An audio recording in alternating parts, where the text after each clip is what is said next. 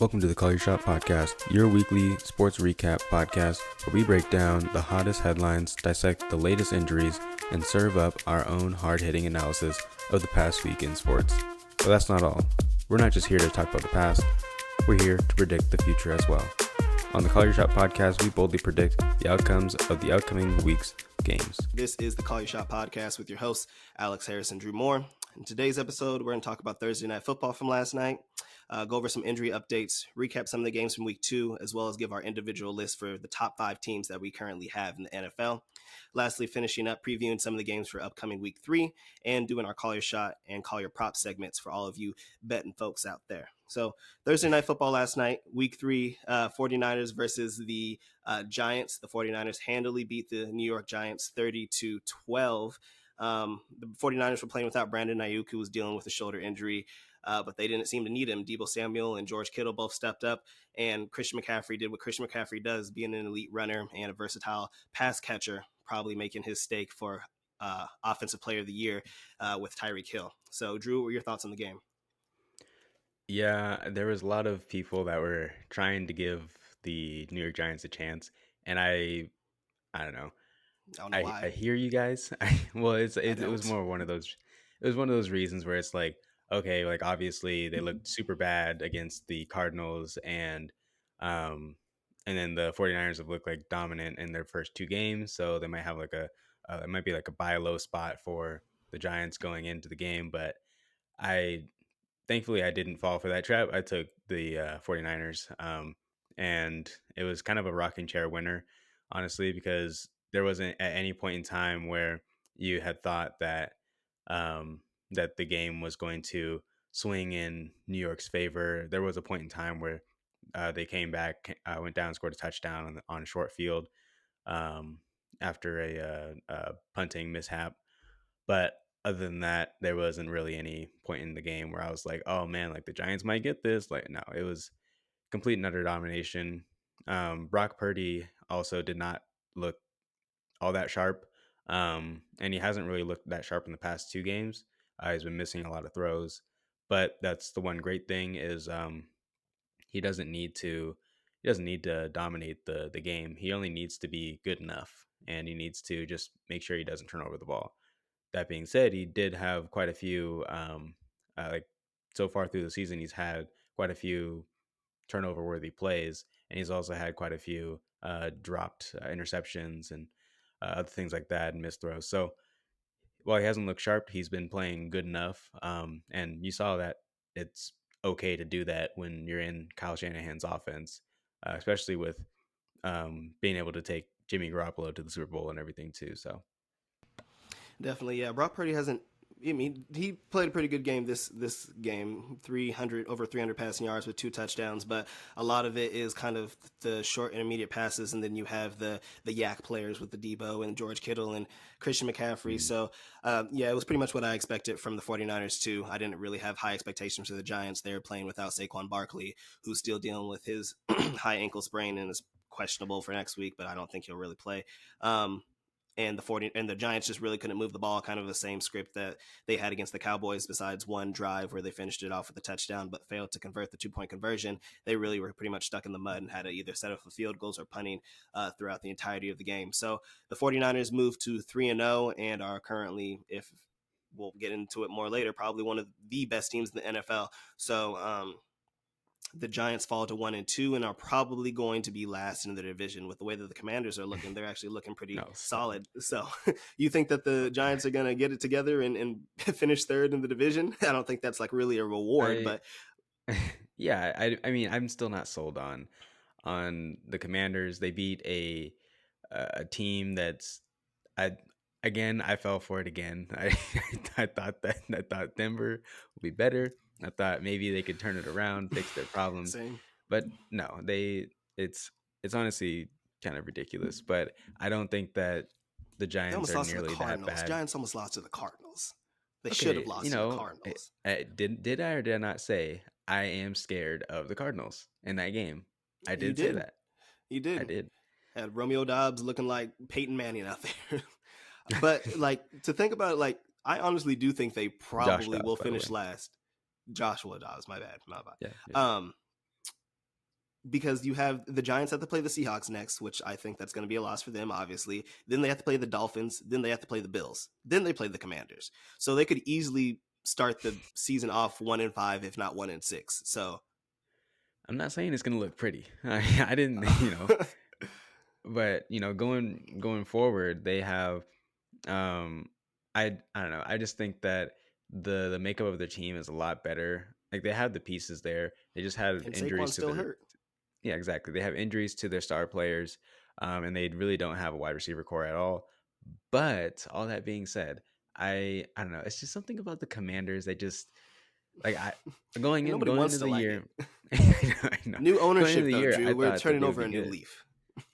That's fair, I guess. I Um, don't know. yeah, no, Moving it's on. just they're gonna start. They're gonna start tough. But moving on, we're gonna get into some of the injuries that have happened over the past week. It's very unfortunate. I feel like we say it every single season, like, oh, this seems to be like the worst year with injuries. But this year, honestly, is pretty much it's literally been the worst. There's been so many unfortunate injuries, season-ending injuries, and a lot to star players. So I feel like the biggest of the week was Nick Chubb, who ended up having the very devastating knee injury on the hit by Minka Fitzpatrick against the Steelers. Now is out for the year and probably going to have multiple surgeries. Drew, what are your thoughts on that injury? Yeah, it. I don't think a lot of people are giving Oh my God, Minka Fitzpatrick, a lot of like smack for that Yeah. because it's a dirty play. Like hit him low or whatever. It's not a dirty play. It was just a really unfortunate play that happened, and ultimately it is football. It doesn't go without risk, and that play in and of itself is just like a 1 in a million chance that that actually happens. Like Yeah. somebody was holding onto his leg and then he just happened to tackle him in that spot, and then also he's tipping over, being pushed over as well. So all three of those things going on just ended up being worst case scenario in that situation. And so that's one of those things too where it's not like um, that's like, oh, he's injury prone because this happened or whatever. Mm-hmm. Like that's one of those like things that just happen where it's a freak accident, not anything you can really do to avoid that. Versus if it's something like I don't know, like a sprained ankle or something like that, not a high ankle sprain, but like a sprained ankle. That's something that's more of like a okay, you are injury prone, or like, oh, you have all these hamstring injuries, you're injury prone. Something like that where it's like there's a traumatic blow to somebody's knee or like to somebody's XYZ joint. Mm-hmm. That's going to actually be something that is uh, just bad luck as opposed to injury prone. So Yeah, very unfortunate injury. I didn't think anything of it from Minka as well. Just trying to make the tackle. And with players like Nick Chubb and Derrick Henry, you have to kind of go low on them. That's basically the only way you can stop them. Otherwise, they're just going to run you over. So overall, mhm. just very unfortunate injury, and we're wishing for a healthy and speedy recovery for Nick Chubb. Additionally, yesterday it was confirmed that Trevon Diggs did suffer a torn ACL. Star cornerback for the Dallas Cowboys and is now confirmed out for the season. What were your thoughts on that injury, Drew? And what are your expectations? Do you really feel like this changes your outlook for the Cowboys going forward?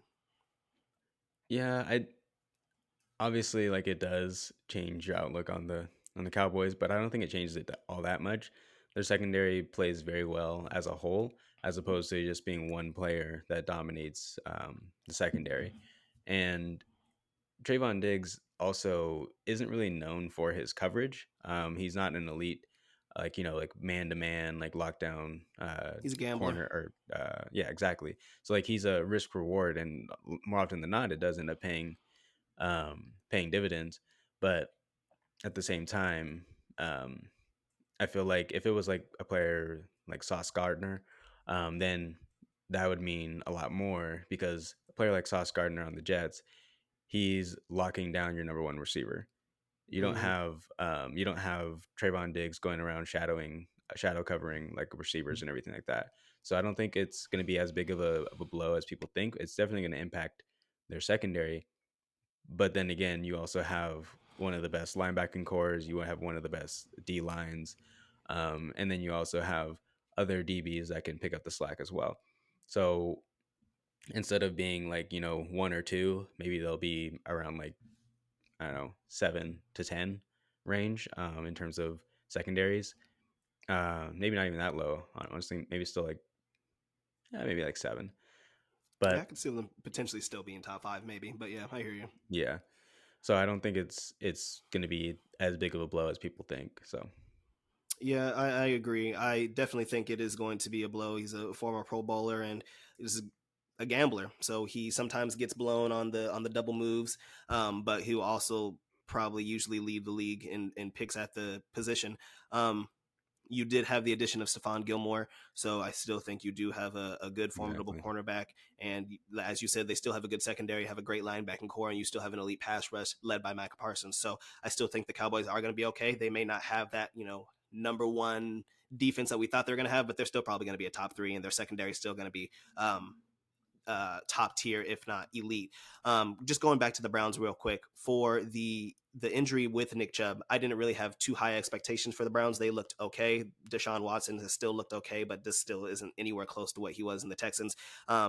This probably does knock a game or two off for them for me. So again, I don't. They're kind of going to be like a middle of the pack team. I don't really see them fighting for playoff contention or anything like that. So I just wanted to cover that as well. Any Hmm. injury of note that you wanted to get into next?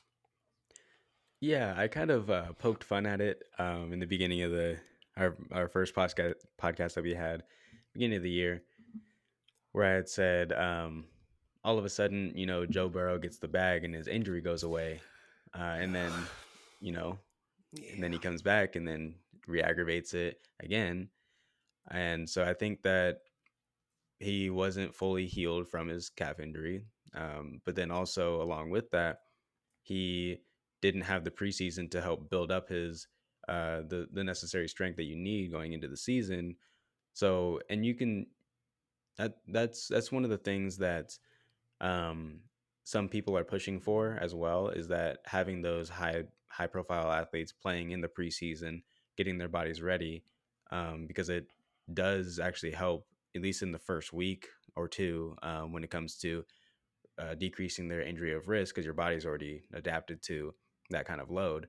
And I Mm-hmm. don't think that playing, 1 quarter, 2 quarters or whatever in the preseason is going to be enough to get your body ready for the season, especially if it's like, oh yeah, we played 1 quarter like 2 weeks ago. Now we're gonna go out and play in the actual game, where I have people actually like trying to actively kill me. So I don't think that it's enough, and we're really seeing that this year with a lot of these players that getting hurt in the first couple of weeks because they weren't playing in the preseason. But Right. that's just my take on it. Yeah, I agree. I don't think it necessarily was fully healed, which in part could have been his poor performance against the Browns and against the Ravens overall. He seemed to, get it going a little bit against the Ravens, but still couldn't really let loose on the offense, especially compared to what we've expected from them the past couple seasons. Similar to Hmm. last year, they started off 0-2, but I feel like this season is a little bit more grim, especially with the injury. So now he's still dealing with soreness and swelling with his calf, and he's questionable against the Rams for the Monday Night Football game, which is kind of in a similar situation to a lot of the teams that started off 0-2. It's kind of a make or break it for the Bengals. If they start off 0-3 in that division with the way that the Ravens look, the Steelers look improved, the Browns look better than they did last year, even though you do have the injury to the Nick Chubb, it's really going to be a damper on their playoff chances and playoff hopes, especially if we aren't exactly sure when Joe Burrow is going to come back and if he's going to be fully healthy. And again, a potential for re-aggravation. So I am concerned about the Bengals. Our Super Bowl pick isn't looking too great right now. Our MVP pick isn't looking too great right now. But Yep. I think that the Bengals really just need to focus on letting Joe Burrow get as healthy, 100% healthy. I understand that they kind of are in win now mode, but if he needs to be out for the next 2 or 3 games and needs to fully heal from that injury, I think that's what they need to do. Very unfortunate though. T. Higgins got going against the Ravens last week, but Jamar Chase still Hmm. isn't fully incorporated into the offense as well. And overall, it just seems that the Bengals aren't necessarily clicking on all cylinders. So we'll see how things go with this injury. Additionally, as we pointed out last about for Thursday Night Football, Saquon Barkley is dealing with what he now is calling a high ankle sprain. Did not play in Hmm. last night's game, is now questionable. The coach was kind of playing it up into the wire, saying, "Oh, don't rule him out yet. He may play," It's and things of that ridiculous. nature. But yeah, I don't know what they're doing with that. So high ankle sprain potentially similar to what Austin Eckler was dealing with. What are your thoughts on that? Yeah, it.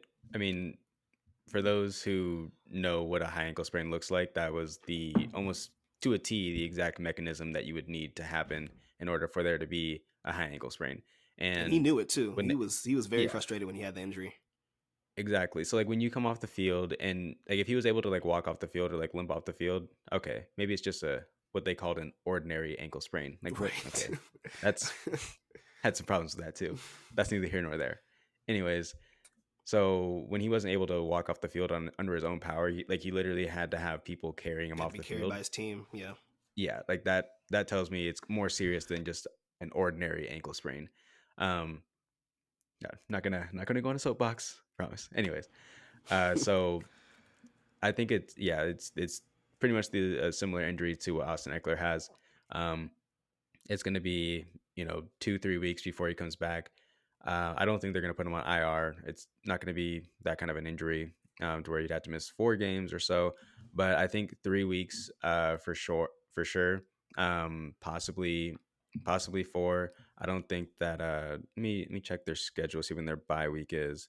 They play Monday Night Um, Football next week, so he does have 10 days to recover in yeah, between these games. But I still don't think that's going to be enough time for him. yeah, their bye week isn't until like deep in the season, like week 13. So Yeah. sometimes you can get bailed out by a bye week if the injury happens, and then like say 3 weeks up to it, and then the fourth week is a bye week. They might just like put them on short term IR and Right. then hold them out until then. But for this kind of situation, I don't think they'll put them on IR because I mean, they're already 0-2 or 0-3 now, so they're really up against it. I don't think they're going to rush him back. Um, but at the same time, I think 3 weeks, possibly 4 weeks. Even though they're saying 2 to 3 weeks, I think three, maybe four, because you don't want to get your franchise player um, more compromised and then have to go into surgery because he already had ankle problems in his history as well too. So Yeah, very unfortunate. Their star player and basically like their only player, because mhm. Darren Waller hasn't looked great. They haven't really established a number one receiving weapon, even with the rookie. But it's kind of unfortunate too because it just kind of goes back into the running back argument. So Saquon Barkley was originally holding out in the offseason because he wanted a new contract. The Giants ended up basically restructuring it, so it was a little bit more than the franchise tag with some player incentives. And now kind of like looking long term, I don't think that they were going to resign him to a long term deal at this point either, because it was Mhm. kind of like another prove it year for Saquon. So very unfortunate for running backs overall. Additional injuries, we do have a lot, so we're kind of going to go through rapid fire a little bit, and then if there's any ones that you want to touch on, just let me know. So we do have DK Metcalf, who did deal with the rib injury that he sustained against the Lions, ended up finishing the game, but has been deemed questionable and is possibly uh, doubtful. Yeah, he did not practice today either, so that is Yeah. kind of cause for concern going into the weekend. Usually, you like to see if a player is going to play. Did they make that Friday practice? And then if it's like a Monday night game, then did they practice on Saturday? So seeing that he didn't practice is kind of cause for concern. Um, last year when he went off the field during this game, it was for other reasons, for biological reasons, we'll call it. Right. Um, Yep. Everybody but does it. yep. So, anyways, Additionally, you had David Montgomery, who ended up injuring his thigh in the game in week 2, and now basically is looking like he's going to be out for the next couple of weeks. Jameer Gibbs basically seems to have the backfield to himself, and we're going to see what he does with that for the Lions. We also have Jamal Williams, who was hurt and ended up hurting his hamstring against the Saints in their game against Carolina Panthers last week, and is now likely out. You have Alvin Kamara coming back, not this week, but next week after his suspension. So they should be okay in the backfield. But Jamal Williams is a good piece for them. So there he's going to be out. And then you kind of have questionable people. You have Aaron Jones, who returned back to practice yesterday, but now I believe he sat out today. Um, yeah, so he did not practice today either. I don't think that he'll play. And it's one of those things too. Like I said last week, he limped off the field, or well, he went in right directly into the locker room after that. right. After he scored his touchdown, he grabbed his hamstring, but then he said, "Oh, I could have gone back in if if it was like more important game or if it was a closer game." not that the Bears game isn't important, but they've owned them, so it's not all that important anymore. But Yeah. the uh, the injury that he had, like when you say like right after the game, yeah, I could have gone back in. That's all the adrenaline and endorphins running around through your body. You literally don't feel the pain that it actually is settling in at that point in time. And then Right. maybe at that point too, the uh the injury might not have fully developed yet. Like you hadn't had all the swelling, or well, the injury would have already developed, but you wouldn't have had all the swelling present just yet, again because of all of the endorphins that you have going on. Um, Typically, a lot of that swelling does occur early on, but then it you can bring it down, but then it can come back the next day. Similar to, this is now my medical people out there, don't come for me, but this is the way I like to think of it, is like is essentially like DOMS, delayed onset muscle soreness. Like you work out really hard one day and then you don't feel sore the next day, but you feel really sore like 2 days after. Second day And soreness. that's exactly. So it's similar kind of thing where the first day you might be, oh, I feel a lot better, whatever, and then it comes in another wave, and then it starts to build up a little bit more, and then usually 48 hours after that is when a lot of the swelling and stuff goes down, hopefully. um, so, and then you start the recovery process after that. Yeah. So it does seem like they could potentially hold him out for this week. He did not play against the Falcons in week 2. AJ Dillon did not look great as we predicted. So they do Mhm. need Aaron Jones, but it is possible that they do sit him out. And then we have Christian Watson, who is still dealing with his hamstring injury and is now deemed questionable for this upcoming week. What are your thoughts on that? Do you feel like he's going to play? I think that he definitely has a chance to play this week. It's really hard to tell because this is a young guy. They have big plans for him going forward, and he's going to be probably their number one receiver. Because I mean, Romeo Dobbs. Josh Dobbs, my God, no, I just did the opposite of what you did. Romeo Josh, Dobbs. yeah, Romeo Dobbs. Um, yeah, so he's not the answer. Big body. Big body. Get them I'm upset. touchdowns. I'm upset. I started him. Why? I Well, because I mean, Falcons are trash on defense, and They won the but I guess game. yeah, whatever. We'll talk a Anyways, little bit more about that later. yep. So I don't think that Christian Watson, even though he's limited in practice this week, I don't think he's going to play. I think one more week and then he'll be solid. Uh, and similar to Aaron Jones' injury, like they both have hamstring injuries, and this is one of those things where it's one of the most common injuries in football. I think it actually Mm-hmm. is the most common in the Mm-hmm. NFL, um, and we see this every year, and it's likely due to like a few different factors, but one of the main factors is going back to the preseason or even just the off season. Probably more so the off season, getting those hamstrings ready for the season. So doing some more neuromuscular control, so how your leg is able to respond to different movements, like if I cut this way, and strengthening your body in different planes of motion, and then also working on strengthening your hamstrings at different lengths, so like you're not only doing like hamstring curls at, like, from this angle to this angle, like you're Mm-hmm. working the full amount of range, and you're strengthening it at end ranges as well too.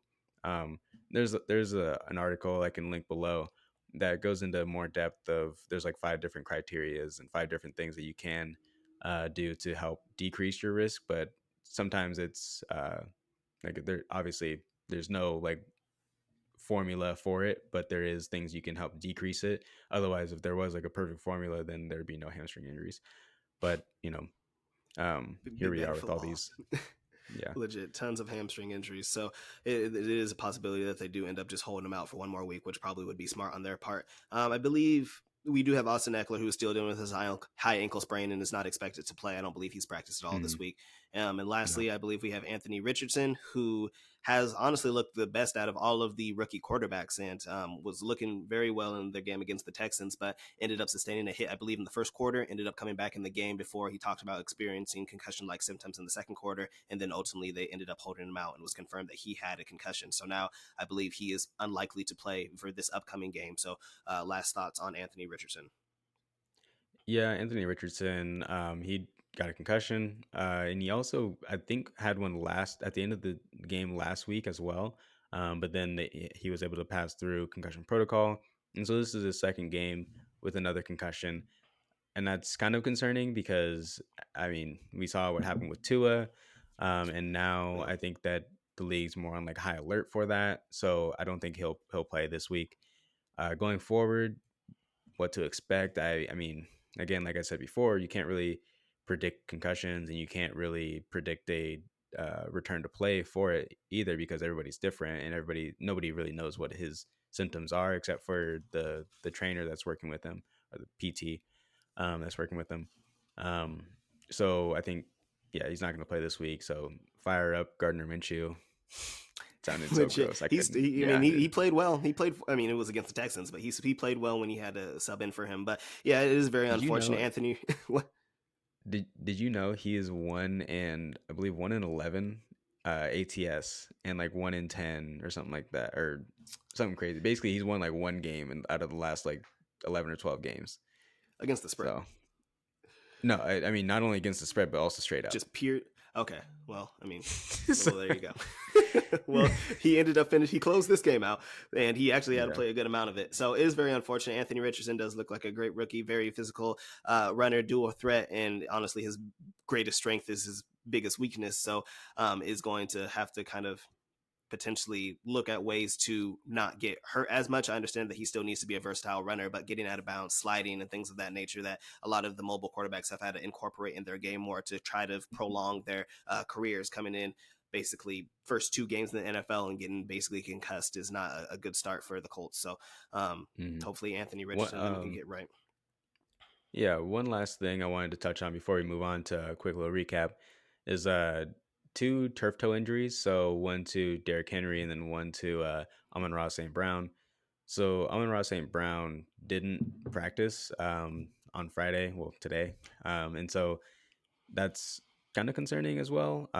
Yeah, Especially because so for those who don't know, turf toe injury is basically you like a hyperextended your big toe, so it goes too far this way, and it's usually like your foot's this way or something like that. But so you hyperextend it, and they usually put like a steel plate in there, and then that way it helps decrease the force going through your toe. So both of them had had that steel plate in place. So I think Derrick Henry will play because agreed. he was limited practice, and dude's just different. They said a lot of that Not that was Amon Ra, rest. yeah, and not that Amon Ra St. Brown isn't different, but he's not Derrick Henry. So I, Agreed. uh, and it's also Friday, didn't practice, kind of concerning. Um, we'll monitor that going forward, but I don't think that he'll play this week. Uh, Agreed. Yeah, Amon Ra was limited, I believe, yesterday. He returned to practice yesterday and was limited, and they held him out for this week, or held him out for today. So it is a possibility Mhm. that he does not play, which would be a big blow for the Lions, who are looking for a bounce back as they lost to who, Drew? Who did they lose to last week? I mean, both of us did say it. It was like it was a spot for the Seahawks. All Yeah. right, we both said it, but at Yeah. the same time, you know, I didn't think that they would lose outright like that. I mean, like I We'll thought get a little it'd bit be more into that close, in a little bit. but yeah. So, recapping some of the games from week two, I feel like the first game that we're going to get into is going to be the Chargers versus the Titans. Austin Eckler did not play for the Chargers as he was dealing with his high ankle sprain. I still expected the Chargers to be able to beat the Titans, who did not look great against the Saints in week one, but they struggled. So ultimately, the Titans ended up coming back to beat the Chargers. Herbert looked okay. He had 305 yards passing with 2 touchdowns, but the Titans surprisingly had a comeback win. Ryan Tannehill was very efficient, 20 for 24 with 250 yards and a touchdown.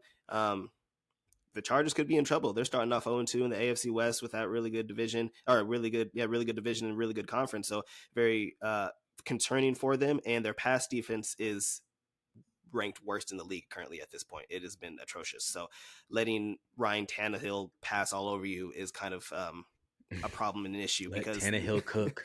right, because I mean Derrick Henry didn't do all that much. I think he had like 24 carries for around 80 yards and things like that. It was just they could not stop Ryan Tannehill when they needed to get a stop, and ultimately they ended up losing in overtime. So what are your thoughts on that game? Mhm. So the Chargers have now scored 58 points, no turnovers, and they're 0-2. Like that right there tells you that the offense isn't the Offense isn't the problem. problem, right? Exactly. Kellen Moore is moving the ball and everything, but the defense is just over here. Like they have so many holes open. It's like Swiss cheese out there. Like it's ridiculous. They I don't know it.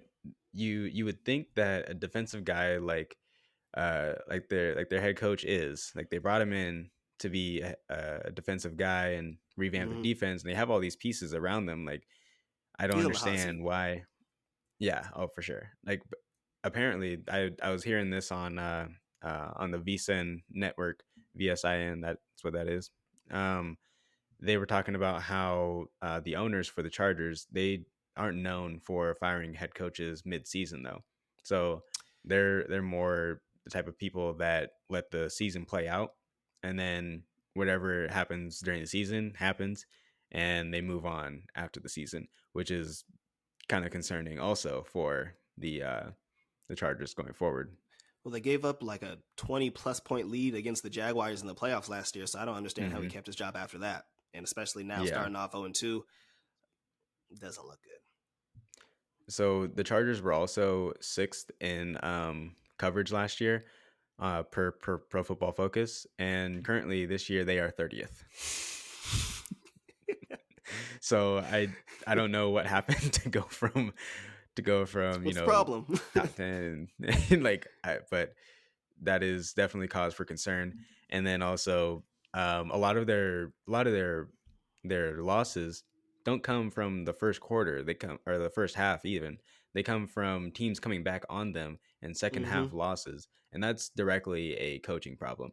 That's not anything that's going on with like the players or anything like that. That's scheme, that's play calling, and that's game management. And that's all on the coach. So, Agreed. Agreed. Their pass rush is good, which is why I thought that their defense was going to be okay because I thought their pass rush would mhm, be able to be quick enough at the quarterback where then their secondary would still be able to, and they still have good players on their secondary. They still have Derwin James, and so I'm surprised that it looks this bad. So you have Nick Bosa mhm, and Khalil Mack, who they've gotten good pressure on the quarterback. They had 5 sacks against Ryan Tannehill in this game. They had a few sacks against. Actually, I think they only had 1 sack against Tua. But the pass rush was okay. But yes, the secondary has just been atrocious, and they've not been able to stop anybody. And it's very big cause of concern, especially in the AFC West when you're competing against the Chiefs. So they are mhm, 0-2 to start the season, and they basically have a make it or break it game similar to the Bengals for this upcoming game. They are playing against the Vikings, who are in a similar situation to they are. They are both 0-2 teams, both have high powered offenses, but they are terrible on defense. So it's going to be it's going to tell a lot, and it's going to be a big game for both teams and each division and how that shakes up. So moving on, we are looking at the Bears versus the Bucks. Baker look I ain't gonna lie, Baker looks solid. I mean, he hasn't played against the best teams. He's played against the Vikings defense and the Bears defense, but I mean, you can only play against who you're faced. So he looked good. He had 317 yards passing with 1 touchdown. Mike Evans is kind of not making a resurgence because Mike Evans has always been a great player, 1,000 yards each and every season, but Baker is really hyper targeting him. He had 6 receptions for 171 yards and a touchdown. He was my player prop last week, where I think that I predicted he had over 3.5 receptions, and that was basically a gimme.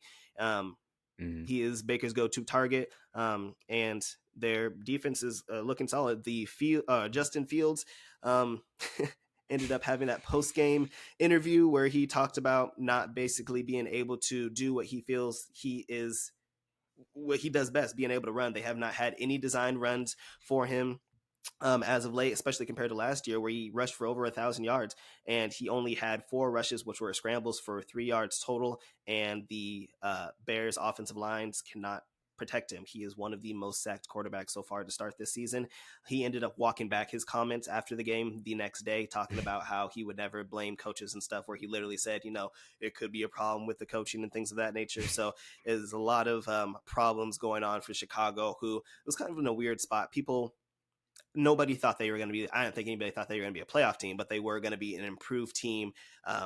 They thought Justin Fields would take another step forward with the addition of his weapons and things of that nature. And now they are starting off 0-2, and they play the Chiefs this week. So that's not going to change anytime soon. So Yeah. the defensive coordinator ended up resigning for the team, and it's just overall they're just in disarray. So, what were your thoughts on that game overall, Drew? And would you have expectation wise for the Bears and specifically Justin Fields going forward? Do you feel like he'll get back on the right track, or do you feel like this could be a divorce waiting to happen?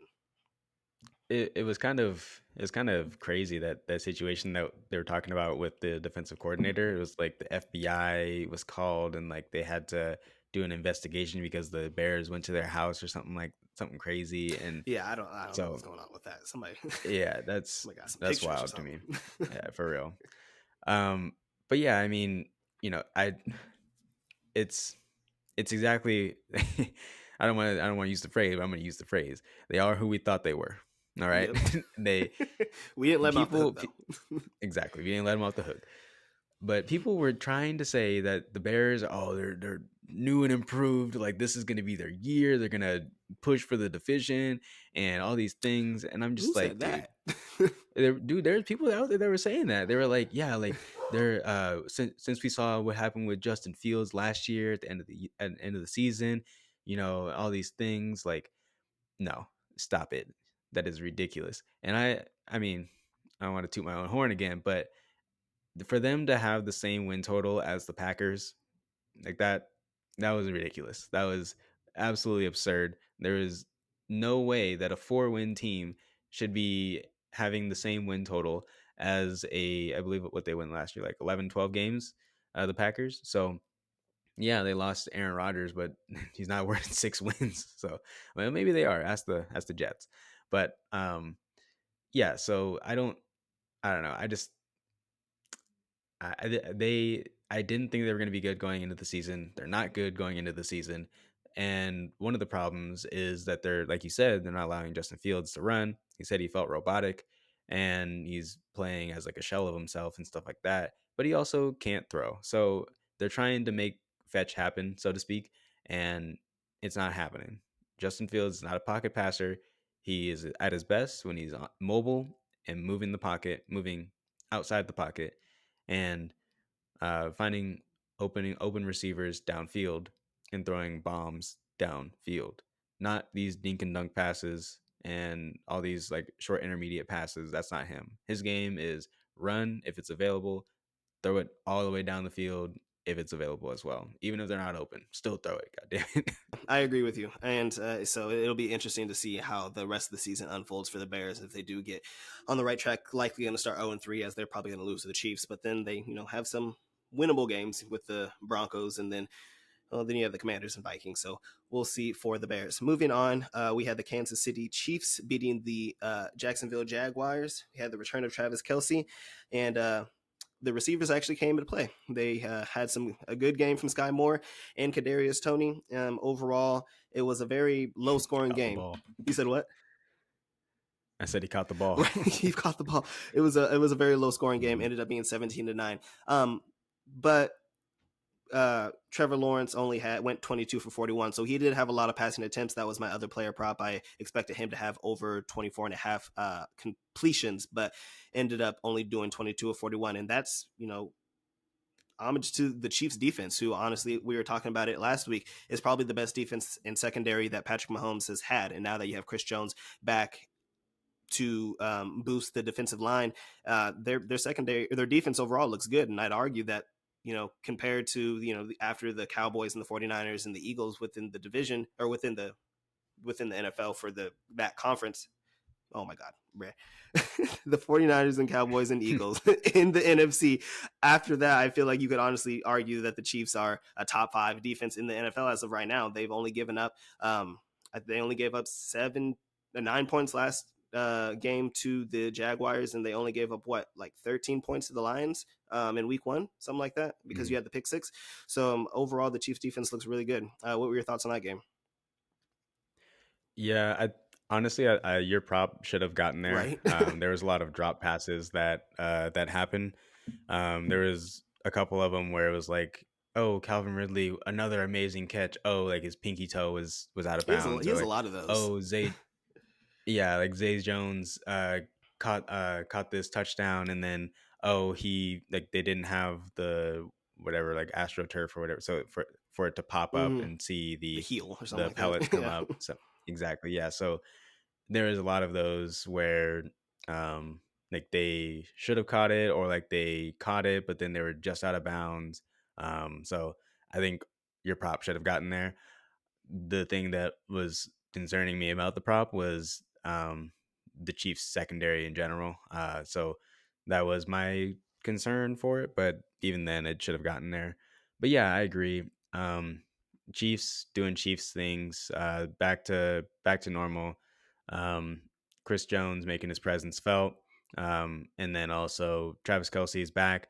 But like I said last week, mitigate your expectations for this first week back, and we saw that there. Let's see what he had. He had 4 for 26, but he saved his day for fantasy because he had a touchdown as well. But yeah, because they weren't just gonna like throw him back in there full workload and everything. And usually, what you see with Travis Kelsey when he's at full health is he's just like wide open and there's like nobody around him. But you saw this game, a lot of his catches were contested catches, and that just going to show like he's still not 100%. So like when he's getting out of his routes, in and out of his routes, he's still a little bit slow on that. But I'm sure going forward this week and next week, he'll be back to 100% in no time. Agreed. Yeah, he didn't get his full workload. Had a couple of drops. We had a drop touchdown pass that I feel like he would make if he was fully healthy and things of that nature. But like you said, he did save his Hmm. day with a touchdown. So ended up finishing with about 12 fantasy points. We already touched on the Colts and Texans as the Colts handily beat the Texans. And now we're moving on to the 49ers versus the Rams. So it was a very surprising game. The Rams actually played the 49ers pretty well. They played him tough. Kyron Williams, now that he has the full backfield to himself, and Cam Akers is gone to Minnesota now, as he was traded earlier this week. Puka Nakua still looked great. It wasn't a one-hit wonder. Had 15 receptions on 20 targets for 147 yards. That's But ridiculous. overall, the Rams just couldn't keep up with the 49ers passing attack. They just had too many weapons, and the 49ers were eventually able to get some stops and turnovers on Matthew Stafford, who threw 2 picks. The 49ers overall have just been great. They've only had one turnover, and that was basically a fumble from TJ Watt when Brock Purdy got lit up. But other than that, he's taken care of the ball, and he hasn't done too much. He's basically done what he needed to do, getting the ball to his playmakers and then allowing them to get the yards after receiving yards after catch. So it was a very entertaining game overall. That was actually probably one of the more favorite games that I watched over a week 2. So what were your thoughts on that game? So do you think that do you think Sean McVay knew the point spread? I don't know. He said he didn't, but he's like, Oh I don't God, care I mean, about that. I'd say it too. But what, you think he got family making bets or something like that? Like when you like I I don't. mean, something, man. There. Okay, so you go down and you don't call a timeout, you don't spike the ball or anything to kick a field goal further back, right? Mm-hmm. But then instead of clocking it, stopping the clock, calling timeout or whatever, you run another play, and then the clock continues to run, and then you go down even further, and then you kick a field goal with 4 seconds left. Why? I Like, mean, and that ends the game. true. You don't.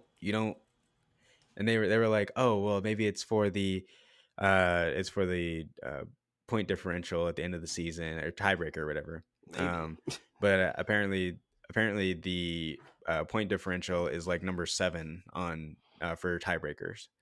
Um, like it's the seventh criteria. So Yeah, I it's a little suspicious. That's all I'm that's saying. true. But as far as the game went, Puka Nakua, uh, it's I He's him. he's yeah. I'm at a loss for words. I'm literally at a loss for words to describe him. Most receptions to Except start for a rookie career in nuclear. NFL history since the merger, since like 1970. Like that's Hmm. ridiculous. We know that Matthew Stafford likes to hyper target, but it's a little different when you're hyper targeting Megatron and Cooper Cup, who's the Triple Crown winner, like a Hmm. fifth-round pick from BYU, who you know, people that knew about him thought that he could be great, and that he people were talking a lot about him in training camp and things of that nature, but nobody expected this. Yeah. The other thing too is that when if Cup comes back, um, he's actually I don't think he's gonna lose too many too much volume as well. He ain't I gonna was get gonna no. lose He ain't some gonna get volume. no He's 20 like targets. But you're right. Cooper it Cup plays is. in the slot. I was gonna say yeah. Exactly. So different positions, and it'll more likely be Van Jefferson that loses some of the workload there, as opposed to Tutu Atwell and Puka Nakua. So even when Cooper Cup comes back, like he's still gonna be there for Matthew Stafford. And one quick note on Matthew Stafford, our good friend Matthew. um, Average he quarterback by Drew's okay. estimation. This is yes, exactly. This is the thing about him. So he had 2 interceptions. Yeah, okay, whatever. It's best But defense then in the league. also a lot of yeah, I know. That's why I said okay. It's whatever. But also a lot of his stats come from second half. Like they're being blown out, and then they come back and they're just padding stats essentially. They call him Matthew Padford. Okay, like Some he garbage just time pads his yards. stats. Yeah. It's ridiculous. What do you Yeah, want him to like do? You just want him that's to just sit on the ball and just accept the sack for well, the game to no, be over? no. Like that's so weird. Like Well, what? no, but I'm saying, like, put up stats during the game, like when the game is actually close and you actually have a chance to Easier win, said than not when done you're against down the by like 49ers 30. with Nick Bosa and Well, yeah. Well, no, I'm not saying like specifically in this I game, hear but I'm you. saying Overall, like I feel you. yeah, that is who he is. He always just pads the stat. It looks great at the end of the day, but that's like kind of similar too with Brock Purdy. Except his is more so yards after catch that helps boost him up. Yeah, Um, that's kind of the but defense yeah, just I breaking mean. down eventually. Mhm. Yeah, no, I So definitely hear that's you. that's my thing on I him. definitely hear you. The Lions Mhm. do look a lot better than I expected this season, though. I'm not going to lie. Um, you still want to. I'll still do the bet with you if you think that they're going to finish higher than the Seahawks. They're both 1-1 in the division right now. For who? The The Rams? Rams finishing better than the Seahawks within the division or a better record because you're talking about it. But here, so the Rams go I against the can't. Bengals. I can't. Rams go against the Bengals this week, who probably won't have Joe Burrow. Then they go against the Colts. Then they go against the Eagles. But then they go against the Cardinals, Steelers. So the schedule isn't too terrible for them. They do have some juggernauts in there with the Cowboys and things of that nature. But the overall, yeah, if you're scared, just say it. It's fine. We don't have to do it. But the Rams do definitely look improved this season. So the Seahawks have the 10th toughest schedule remaining, and the Rams. Where are the Rams? I might be They have blind. like the easiest Oh, schedule. they have 15th. Okay, so No, they're 15th. there you go. I Call your no, bet. I can't. Call your bet. I I can't. say I that the can't. Seahawks No. finish with more wins than the Rams. And the Rams already have the tiebreaker. So unless the Seahawks, are able to win at the Rams, if they finish with the same record, then that tie is going to go to the Rams. I don't. That's the thing. I don't think they're going to finish the same record. That's fair. I don't think that the Rams are actually good. Fair enough. Fair enough. Moving on. We had the Commanders pulling off the 17-point comeback against the Broncos. This was an expected get-right game for the Broncos for both of us. And it started off very well. The Broncos were able to move the ball. Russell Wilson had a bomb touchdown to Marvin Mims for 60 yards, and then he had a 16-yard pass to Brandon Johnson, and it was a 3-21 lead early in the second quarter, and that's basically where it stopped. And then the Broncos didn't score another point until basically the fourth quarter. So the Mhm. Commanders walked him down. Sam Howell, you think Jacoby Brissett would have won that game, Drew? You still think Jacoby Brissett's better than Sam Howell? I do. Okay, fair enough. I think anybody's better than Sam. Right, Like okay, this. okay. So okay. I'm being dramatic, but so a couple things to get through here. One thing that I heard that it was kind of funny. 300 yards, 2 touchdowns. Apparently Sean Payton. Okay, whatever. Apparently Sean Payton has a conspiracy that the NFL is against him. So so It's the script. this is yeah, he has this conspiracy that the NFL is against him, and it's been happening ever since he's at New Orleans. So you have the play with Roby Coleman that prevented them from going to the Super Bowl, and then there's a couple other plays that happened throughout the Saints' history when he was there that would have helped them either win games or make it further into the playoffs. Vikings miracle. No, yeah, exactly. So not only like stuff like that, but then then you go into the game. He's super paranoid. Like has all these things in the back of his head. Conspiracy There theorists. at one point, exactly. At one point, they were up 32-3. They had outscored, or not up, but they had outscored the Commanders 32-3 at one point in the game. And then from then on, like they just blew it. It was And 21-3 so or something like that. not well, so like not including the the scores that had happened early on in the game, Mm. they went on, not necessarily went on a run, but the points that they had scored from I think it's like the second quarter through the no towards the end of the first quarter, going through the third Oh, quarter. okay. I see what you're saying. Um, Gotcha. yeah, and then so not only that, right? And then you get to the end of the game, this miraculous Hail Mary, get it and everything. And then I gotta go for two. And then not only did they not get it, but Cortland Sutton was absolutely mugged, Okay. like taken behind the woodshed Okay. and like It was a mugged. miss. It He, was a dude, missed call, but it wasn't like there, atrocious. there, Like you talked about there the was game somebody. against the Rams in the playoffs. Like it wasn't like that. Yeah, it wasn't like that, but it was pretty It bad. was a Like missed call. there was people saying that the only reason why they didn't call it was because he didn't lock in his fingers when he was doing the full Nelson. The Broncos had no So, reason to even be in that situation, though. They had an 18-point, yeah, well, 21-8. true. They had an 18-point lead, and then they just got walked down by Sam Howell and Brian Robinson. So Mhm. it's very Yeah, there's a lot of problems now, and it doesn't look good for the Broncos overall. they're also one of these teams that like I don't know, they have talent and it's there. God You sure damn it. about that? And I believe it and I fall What's the for talent? it and I well, you have Russell Wilson, and like I said, he can't already be cooked. Like he's cooking, but he's not cooked. You know what I mean? And so I think that him, Cortland Sutton, and Jerry Judy are that's a solid trio right there. And then their defense, I have no idea what happened to their defense. Their defense is supposed to be elite. Their defense usually is elite. But then all of a sudden, you have Sam Howell throwing for basically 300 yards and two touchdowns and no picks. I don't what happened to their defense as well. Like if that like because before last season, they prevented teams from barely even getting to like 20 points. So and then they've given up 35 to the Washington Commanders of the world. So Yeah, I don't know what's wrong. that's true. Like last season, they were able to hold teams on average to under 20 points. It was a problem. Sorry, y'all, for apologies. I have two dogs here, so if you have some barking in the background, I do apologize for that. A lot of barking in the background. But yeah, they were an elite defense last year, and basically the main problem was getting the Mm, offense back on the right track. This year, they've been able to score points, but their defense has been terrible. So just figuring that out is going to be weird. exactly. And now in the next 3 weeks, they have to play the Chiefs twice. So they're likely going to start Yeah. off 1-4.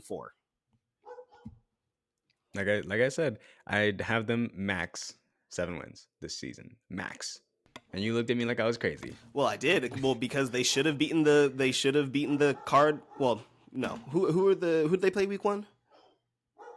They should have beaten the Raiders and they should have beaten the Commanders. They Yeah. should be 2-0, but it's basically the Broncos. Apparently, that's the thing now. So, what game do you want to get into next? Mhm. You're gonna have to go a little quicker through the rest of these ones here. Yep. Also, correction. Yeah, I'm not sure where or why I was saying 32.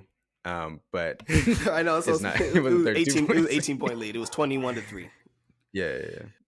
Yeah, no, it is going to be a struggle for the Broncos going forward. And as I mentioned, they do play the Chiefs twice in the next 3 or 4 weeks. So I don't see them making a turnaround. So that 7 win is probably going to be very accurate. 7-10 sounds about right, if Mhm. not 6-11.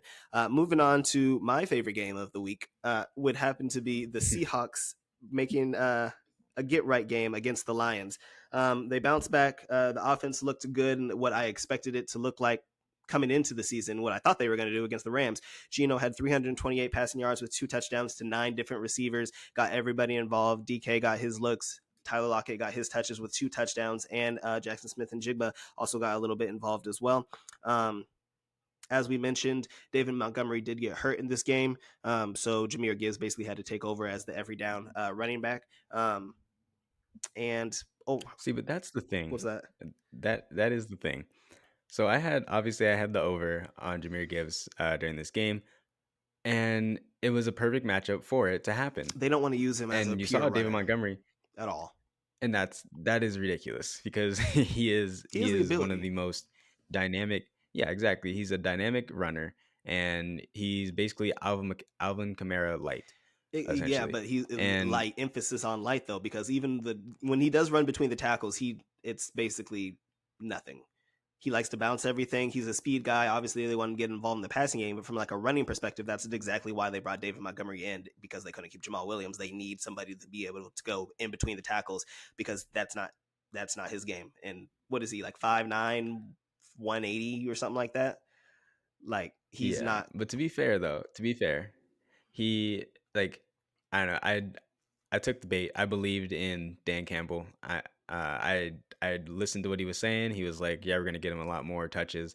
We're gonna have him a lot more involved in the offense." I was like, "Okay, more touches. He was That on the sounds field great. more. More yards." Yeah, he was definitely on the field more, which A helps. start. But but he didn't end up getting. It didn't end up turning into more rushing yards and stuff too.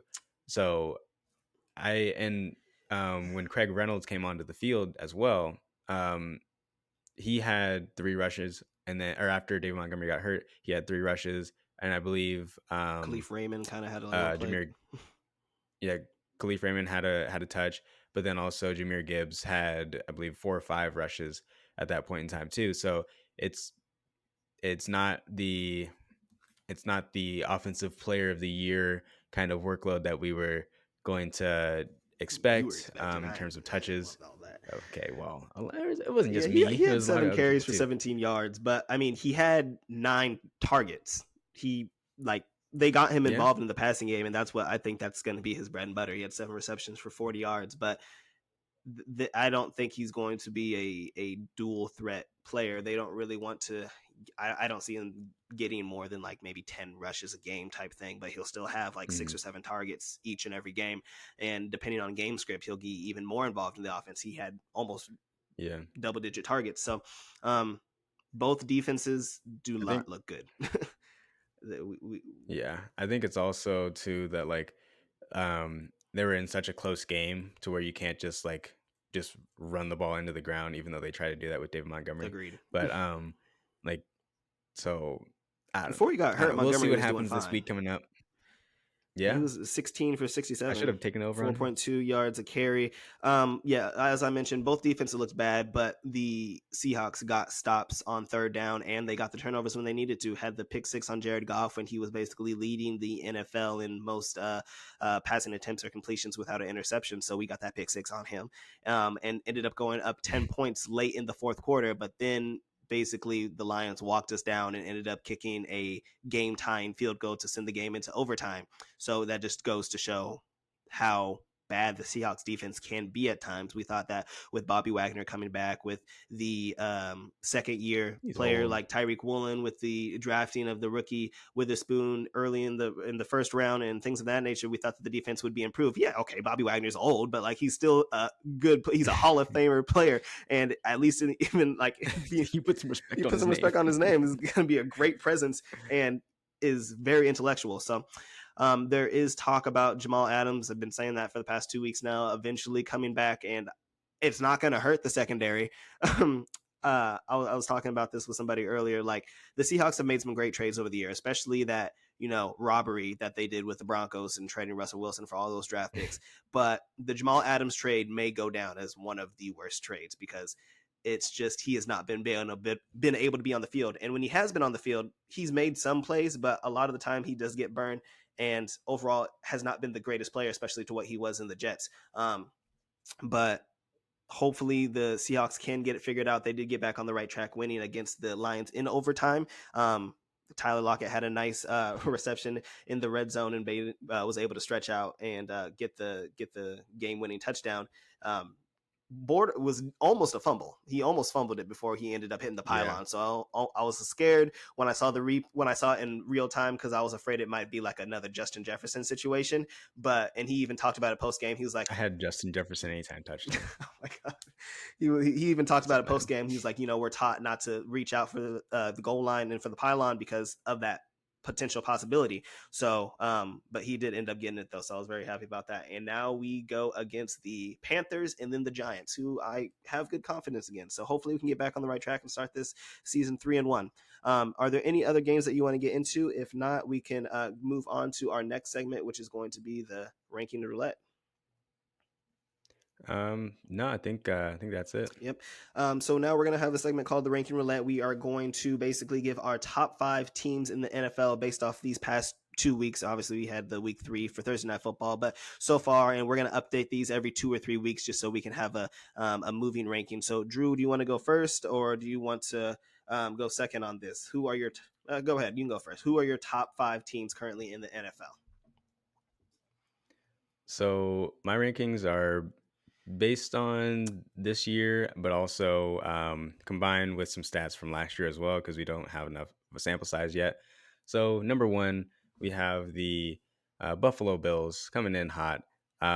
Even though they lost week 1 to the Jets, I think that they're still going to be a dominant force, That's and it's surprising. mainly it's mainly based on Josh Allen, whether he's on fire or whether he's back to his old Wyoming days where he's just throwing the ball over the yard, maybe getting lucky a couple times, but then also uh, taking his team out of uh, contention for a win in that particular game, turning into a pseudo version of Jameis Winston, if you will.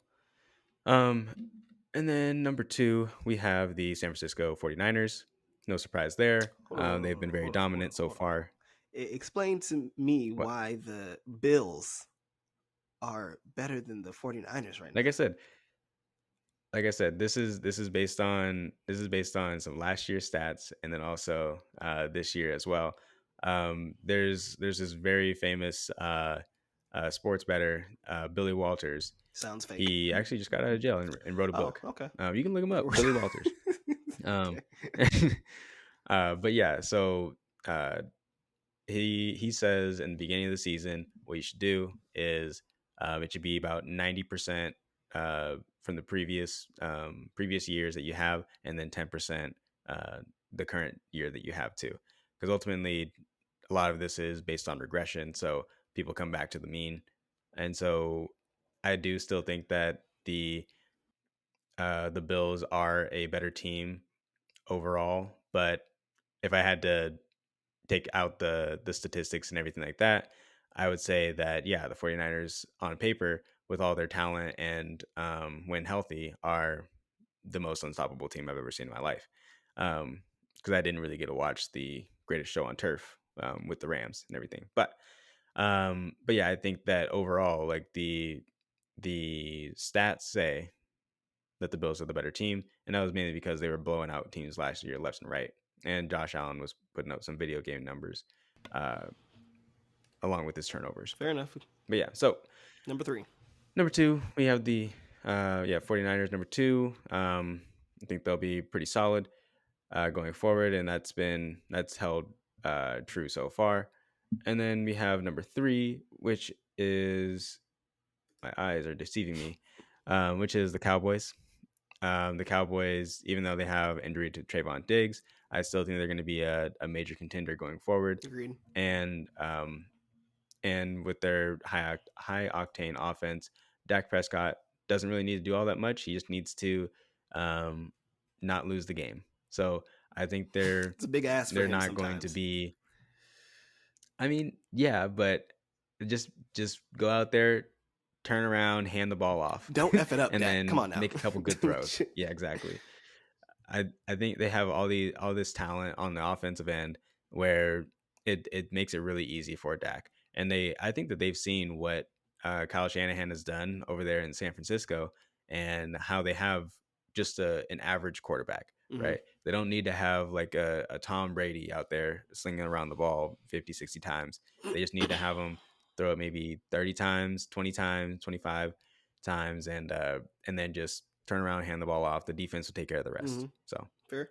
um, and number four, we have the Philadelphia Yeah. Eagles. Um, I think that even though their defense is kind of fraudulent, but I do I do still think that they have a solid team behind them, and uh, they're I don't know, their offense is pretty unstoppable when they're all clicking on when they're clicking on all cylinders, and then if they can get DeAndre Swift going again, like I don't know why he was never a thing in Detroit. Like they would Injury. always be like, oh, but Jamal Williams, but then like he would come back and then they'd be like, "Oh, Jamal Williams, he you got to get him his touches and stuff." And then same thing here, like he was like the like second string running back behind Kenneth Gainwell, and it's like, "Oh, Kenneth Gainwell is way better and he's going to be buried on the depth chart, so we won't really need him." And it took injuries to him and other players too for him to even get an opportunity to play. And so I don't know, I think it's kind of crazy. And then around out the top five, we have our Kansas City Chiefs. I I don't think that I mean, to say that they're the same team as last year, I don't think is all that accurate, but I do think that they have the pieces this year to make another deep run, and especially with all the injuries that's happening in the AFC, it's I mean, wash rinse repeat. And the AFC West not being the top tier division that we thought it was going to be the past 2 years, Right. I it's it's ridiculous. So they're going to be up there, and it's Mahomes and Kelsey too. So I have them at number five. Fair enough. I like your list. I was surprised with the Buffalo Bills because, I mean, I did take Hmm. into account last year a little bit, but a lot of it was kind of more recently. So my rankings, number one would be the San Francisco 49ers. Obviously, we've seen them in 3 games and because of the Thursday night football, but I just think that they've looked borderline unstoppable offensively. Defensively, they do struggle at times. Giving up intermediate passes and things of that nature. As Matthew Stafford was able to exploit a little bit with the Rams game in week 2. But overall, I just think that as a complete team perspective, that they are the best team in the league. They have so many weapons on offense with Debo and Ayuk when he's healthy, and George Kittle and Christian McCaffrey, who, although I think that they are injury prone, as you do already have the injury to Brandon Ayuk, I just think that they just have too many weapons. And Brock Purdy, as you mentioned, is a just probably an average quarterback, but he fits what they need very well. He has the ability to make the majority of throws that they need. He has the ability to be accurate, doesn't have the biggest arm, but he doesn't turn the ball over. And that's basically what they need. And even going back to last year, they made it to the NFC Championship last year, and basically he got hurt. If not for that, I do probably believe that they probably would have beaten the Eagles. If not, it would have been a much closer game. And going back to the regular season last year, I believe that they're like 11-0 going back from last year. Since Christian McCaffrey came in the regular season, they're Hmm. basically undefeated almost. So they are my number one. Number two would be the Cowboys. As we talked about with the Trevon Diggs injury, that is hurt their defense a little bit. But overall, I just think that their defense is too elite. Micah Parsons is not only proven to be the defensive player of the year, but a potential MVP candidate at this point. So I just think that the Cowboys are just probably from a player standpoint, probably the second best team like overall on paper. Number three, I would have the Eagles, who have struggled defensively throughout this season against the Dolphins and the Patriots, who I don't expect to have the greatest offenses, but they do have good offenses. And at times their offense does get a little stagnant with moving the ball.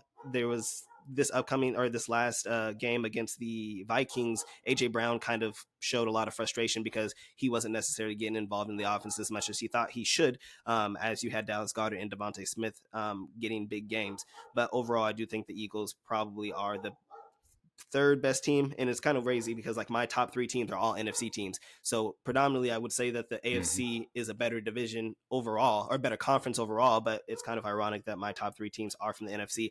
Number 4, just based off this year alone, like I kind of had to put the Dolphins in there. Their defense isn't great, but like the offense is unstoppable, it seems like at times. So as long as Tua is able to stay healthy, Jalen Waddle's Interesting. already battling with injury because he had the concussion and all and things of that nature. What do you mean interesting? Why?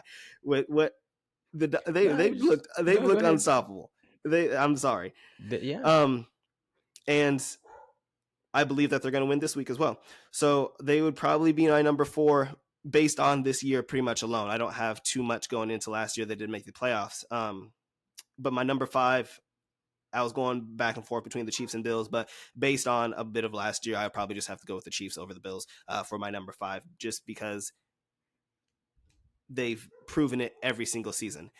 Now that Travis Kelce's back, I believe that he's going to continue to become more and more healthy throughout the season as long as he does not have a setback. And even though I do think Juju was a big loss for them, as I was saying, a good pass catcher that was consistent that you could depend on when you weren't throwing to Travis Kelce. But I do think that they will get it figured out. Sky Moore, Kadarius Toney, Isaiah Pacheco. You still have Jerick McKinnon, and as we mentioned earlier, I think that this is probably the best defense that Patrick Mahomes has ever played with, and especially the best secondary. So as long as that defense and the offensive line can stay healthy, I believe that the Chiefs are going to all remain in the top five, and if not, move up.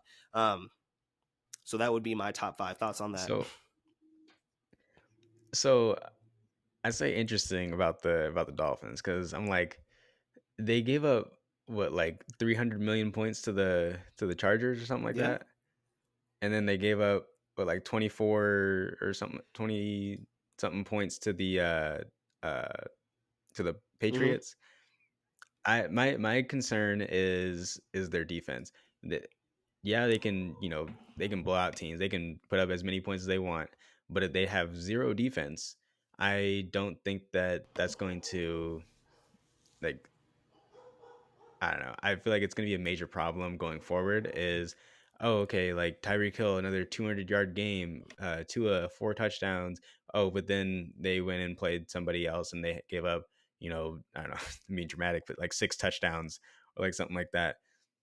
And so I just think that it's a major concern, especially to have them above the Chiefs. I think that they're probably I'd probably have them at like seven, six, seven or so. Um, maybe six, seven, I would six, be seven, six, around there. if anything, because Bills were my six, and I was going back and forth with them. Because if I put the Bills in over the Dolphins, then I would have had the Chiefs at four and the Bills at five, because I still think the Chiefs are better than the Bills. But yeah, the Dolphins, it was Hmm. just basically purely offense, and if they are able to stay healthy, I just have not seen anybody be able to stop them yet. And obviously, they give up points on defense, but that same argument could be made for the Eagles at this point. They gave up 20 points to the Patriots and damn near lost that game, and they gave up 28 points to the Vikings and damn near lost that game too. So I think that it will improve as it goes on. I think the Patriots aren't, they're not a great offense, but they're a solid offense, and the Vikings are a good offense. They are able to move the ball, so they are able to put up a lot of points. So I think that ultimately the Dolphins defense will improve, but I think they're just going to outscore teams at this point, because um, you have them playing against the Broncos this week, who I think they're going to beat, and then you kind of have that showdown with the Bills versus Dolphins, which I feel like is going to tell us a lot about the AFC East. So I feel like that will kind of be Hmm. a big shape up for the division. But then after that, then you have the Giants, then you have the Panthers. So like they could easily start 7-1 to start the season, and if they are able to beat the Bills, then that's 7-0, 8-0. So I think that schedule wise and what they've done so far this season from an offensive standpoint, I think that they need to be in the top five, especially with the how when Tua's been healthy, he has looked great over the past last half of the season, True, from last true. season and this season. Josh Allen has already shown us a game of his inconsistency. He's very volatile. He can have a great game like he did this last week against the Raiders, who aren't a good team, and throw for multiple touchdowns, no turnovers, 300 plus yards. But then he can have a similar type game against the Jets where he turns the ball over four times. And even though the Jets are an elite defense, he is going to have to play good defenses throughout the season. So I think that based on that, I had to give the nod to the Dolphins, at least at this point. But we will see how the rest of the season goes on. Moving on, we are going to get into some of our team and player props for you betting people out there. Do you have a specific game or two this upcoming week, Drew, that you feel is kind of a call your shot, your Charles Barkley guarantee, as you would like to put it? Yeah. Charles Barkley Yep. guarantee. Um, so okay, I'm mad about last week with uh, the Denver game. I'm mad about the Cardinal But game. So yeah, I hmm, I don't. I'm not gonna do it. I'm not gonna do it. I was gonna take the Broncos to cover how against many times the did it go back to, Dolphins. well, you know what the I definition of insanity is, right, Drew? You're doing the same thing over and over, expecting different result. You're like, they can't be that bad. They have to. I so far I bet them every You were week, taking and them I you wanted them to not cover obviously last week, but against the Dolphins? yeah, Okay. yeah. But I'm not doing Okay. it. I talked myself out of it just now. um, but what I am gonna do is I'm gonna lay the points with Mahomes and the Chiefs. Mm-hmm. It's it's a pretty steep price. Was it 12 and a half, 13? But I don't think that it's enough.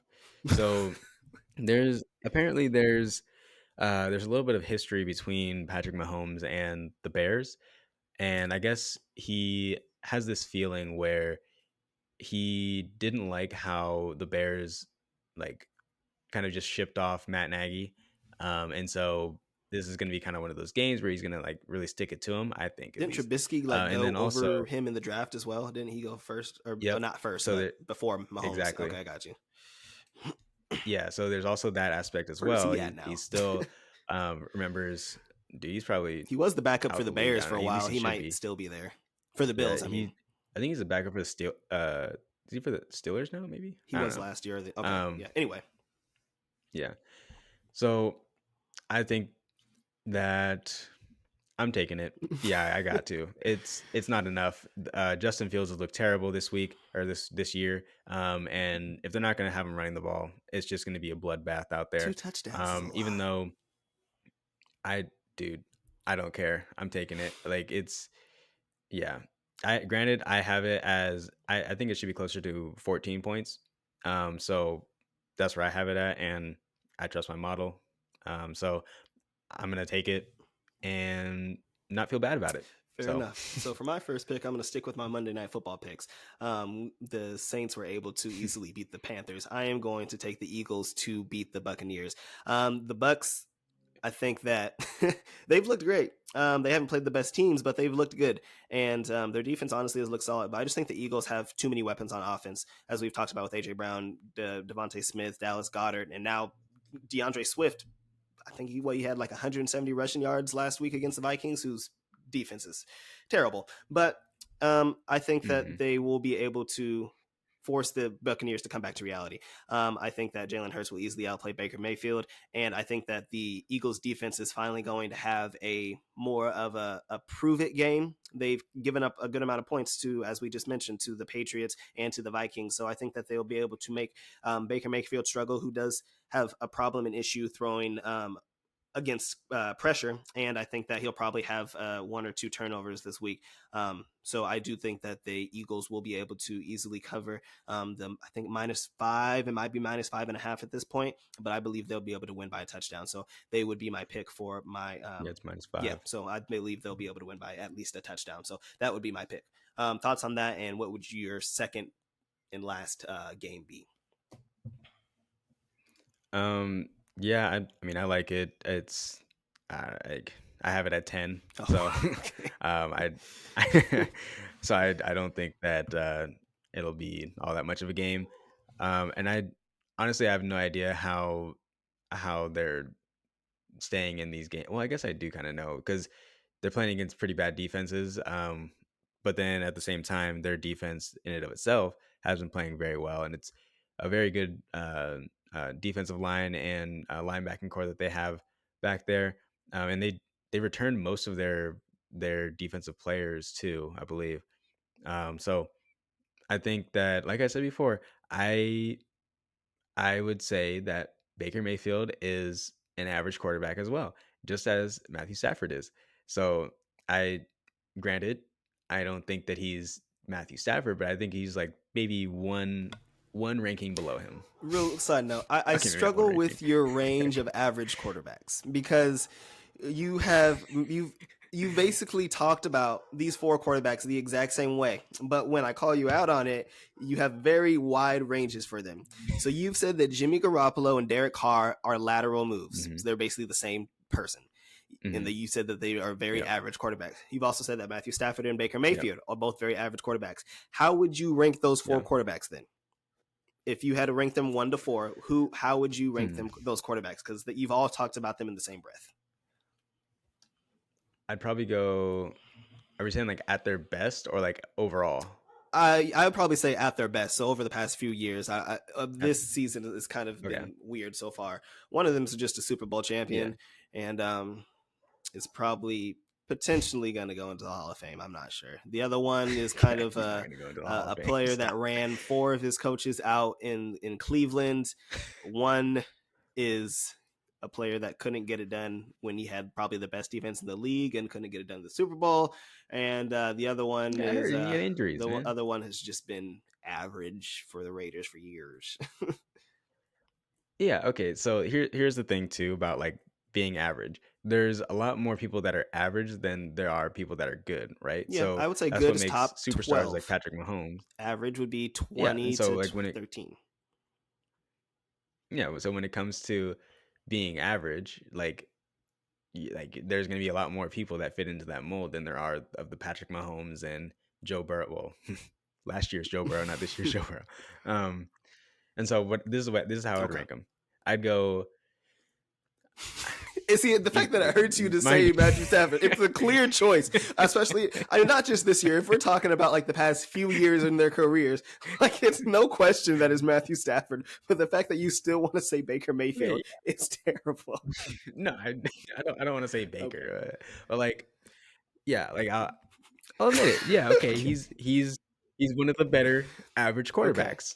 All Fine. right, he's maybe even Above. above Thank average. you. Okay, above Thank you. average. He Thank said you. he's That's all I wanted. above That's average all I quarterback. There wanted. you go. Is that what you Yep. wanted to hear? Is that what Yep. you wanted? There We you can go. move on now.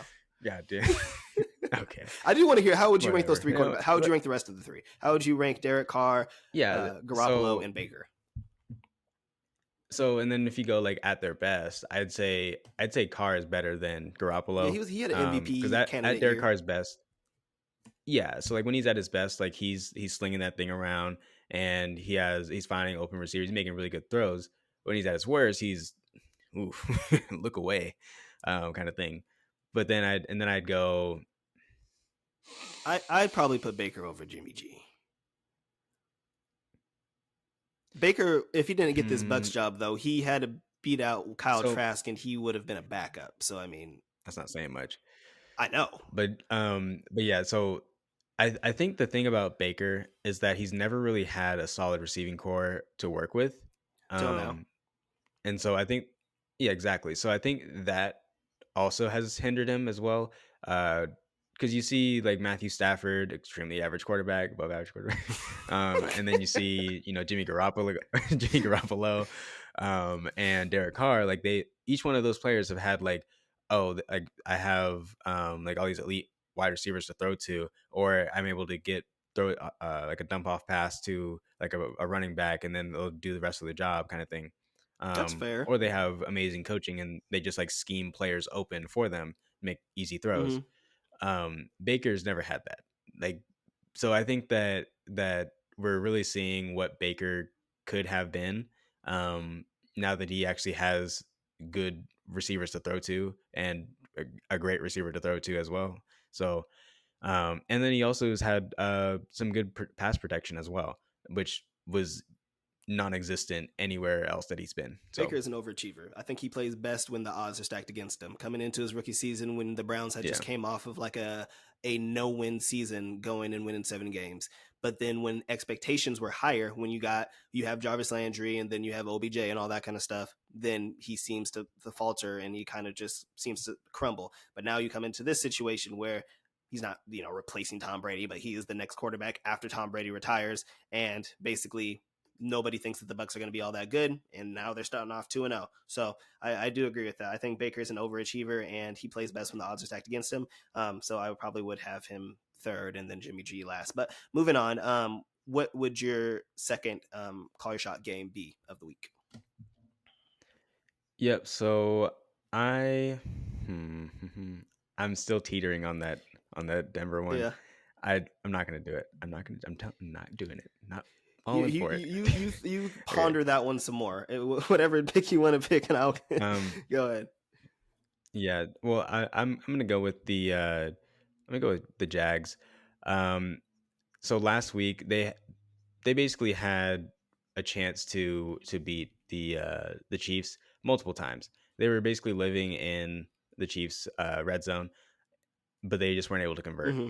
And they had a lot of plays that were just inches or millimeters away from being big days for either one of their wide receivers, and also being touchdowns as well. So I think that, and also CJ Stroud is, it, He's not playing it's bad. He not just looking good. has no protection. He's the most sacked quarterback in the league up until this Yeah. point. He has 11 sacks. The offensive line has been terrible. He actually has made some decent plays when he's had the opportunity, and they just Yep. can't block for anything. And they can't block running game wise either. Yeah. Damian Pierce looks terrible and is probably one of the worst fantasy picks based on how he was drafted in the fourth or fifth round because he has no running lanes.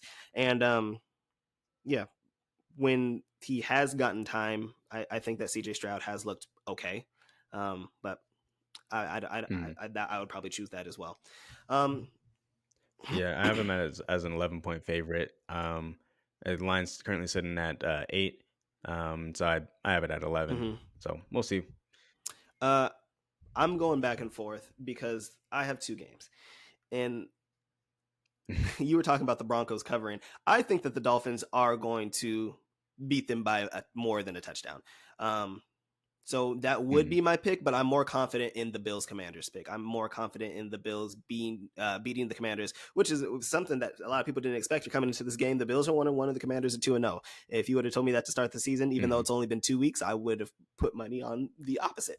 But I think that Josh Allen is Mhm. still going to be able to kind of light up this defense, which has proven at times to be able to be good and get some stops and turnovers, but they do struggle. And I think that it'll be a get right game. Stephon Diggs kind of didn't have the best game last week. I think that he'll be more targeted and probably get a touchdown this week. And overall, I just think that the Buffalo Bills offensively will have be too much for the Commanders, and I think that their defense will be able to prevent them. I don't think it'll be another Broncos situation. I think that the Bills get off to an early lead, they'll be able to sustain the lead and control the majority of the game. And one player that I've been really surprised of on this slate, a lot of people are talking highly of him in training camp and coming into the season, especially to what he did last year towards the end of the season, is James Cook. James Cook has looked great over these past 2 weeks, has 29 carries for 160 yards, and has been very involved in the passing game and has been a borderline RB1 for fantasy. So I think that having Mhm. him as a weapon compared to who the Bills have had in the past with Devin Singletary and Zach Moss, who honestly, Zach Moss looked pretty good with the Colts last week. Just saying. Um, Yeah. Yeah. but Definitely. I think that James Cook is a much more versatile player and a great weapon for them and in the receiving game. So I think that the Bills will be able to easily cover and beat the Commanders by at least a touchdown. And right now I see the spread is about 6. Buffalo Yep. Bills -6. Yeah. I like that pick. My only concern is that uh, the Commanders now have like they kind of gotten into a little bit of a flow on offense. Agreed. Now that being said, I'm not saying not. I thought Sam Howell was going to be good coming into the season. Then he looked like trash, and then he looked amazing. He So I has don't the know which weapons. Sam Howell I'm going to get. Yeah, Dotson, the weapons are McLaurin, there. Robinson. Eric Bieniemy is a guru as Hmm. well, so he's going to be scheming up plays for his quarterback to be successful. But then where I am kind of hesitant is on the defensive end for the Commanders. They actually were pretty solid squad last year, Yes, they were um, a good defense last year. and so I think that they can make a lot of plays on the D line, and especially if you're going to be putting Josh Allen under pressure and hurrying him up. Even though he does play better against the blitz, he is very prone to throwing more injuries, more interceptions um, when he is scrambling out of the pocket, trying to do more than what he needs to do, which is just throw to Stephon Diggs every time because he's always It open. does So, seem that the Bills are trying to reel Josh Allen back and trying to make him make better decisions. So in this game against the Raiders, he mhm. had 3 touchdowns, I think nearly 250, 300 yards passing and no turnovers, but he had virtually no rushing game. He did not scramble at all. So he was able to protect the ball And I think that if he is able to do that, and the Commanders aren't able to turn him over, then they should easily be able to win this game. Going into call your player props. What is your first player prop, Drew? I have about two or three, a couple overs and one under. So Actually, real quick, one last game that I wanted to highlight was the Browns game. I want to take the under in that game, and it's sitting at 39.5. That's against the Tennessee Titans. Um, good old fashioned I 1960s I game. don't for real. Yeah, I don't see how they were going to get a lot of points in this game. It especially with Jerome Ford. I am not a believer in him, and more on that later. I need Um, him for fantasy. but I well, you better cross your Side note: Drew fingers, and I are playing send each up a other in prayer. fantasy this season or this week. Yeah, yeah, and it'll be an easy win for Okay, me. we'll talk about that at But the end. I hope for a nice, even, respectful game. Anyway, anyways, but yeah, so I don't see a lot of points coming in this game. So I'm gonna take the under at 39 and a half. And Deshaun Watson. Here's some quick stats on Deshaun Watson. This is courtesy of the Follow the Money podcast on the Visa Network. So Deshaun Watson, out of 35 quarterbacks with at least 200 pass attempts since the start of last season, he is 33rd in yards per attempt, which is below Carson Wentz. He is 33rd when it comes to passer rating, which is below Davis It's Mills. bad. Is 34th in sack rate and 34th in completion percentage. And then he is 30th in success rate. So, and he's also second to last in the league in completion percentage, only ahead of Zach It's Wilson. been bad. He honestly has been probably Um, the one of the worst quarterbacks in the league. And the Browns are stuck. They can't do yeah. anything. And now you have Nick Chubb out, so they're Mm-hmm. not going anywhere this season. But his contract is $250 million fully guaranteed. So they Yeah. can't get away from him. And now, I mean, there's no way you can trade him at this point. So, like, they're stuck. Mm-hmm. Exactly. And so the one thing that could help them out in this situation is that the Titans are a pass funnel, so you cannot run on them at all. But you can pass on them. That's where they are vulnerable. But I mean, if they're able to hold a high powered offense like the Chargers and at least contain them, I should say, then I don't know. I just don't see how they're going to score in this game. Agreed. Same thing with the Titans too. The Browns have a nasty pass rush, so I think they're going to get to them a Sounds lot. like 17-13 game to me. Yep. Okay. Mm-hmm. Player prop. What is your first player prop? First player prop. We can just go back to that same game. Okay. I want Jerome Ford under 45.5 rushing yards. Same concept applies here. The Titans are a pass funnel, but you cannot run on them at all. I think they have the best So rushing defense in the league right now. yeah, believe so. If Let they're me not, see. but But yeah, they have um always going to be a solid team when it comes to playing against the run.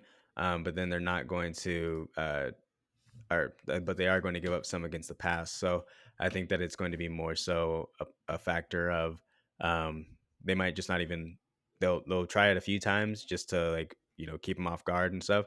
But I don't think it's going to be very successful, especially with Jerome Ford. There's a reason. Well, I mean, obviously it's Kareem Hunt that or Kareem Hunt. There's Nick Chubb that was ahead of you, and he's like one of the best in the league.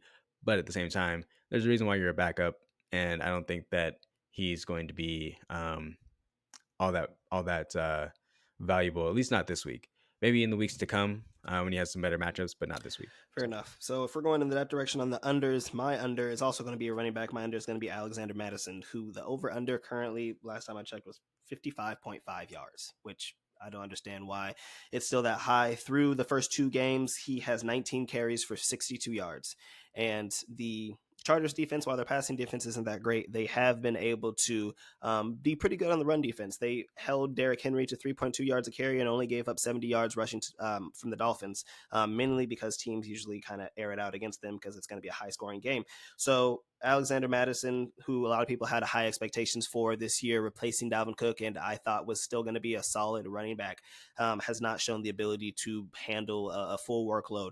The Vikings, as we mentioned, made a trade for Cam Akers, who is going to likely, they've said that he's probably going to get some play time. Obviously, Alexander Madison's still going to be the starter, but I just don't have high expectations for him. So I don't still see how it could still be that high when basically his over under is what he's gotten the past 2 weeks total. So that is going to be my player prop for the under. Alexander Madison for the Vikings going against the Chargers this week. I do think that he may have a few receptions though. So yeah. What would your second player prop be? Yeah, I going off of that too.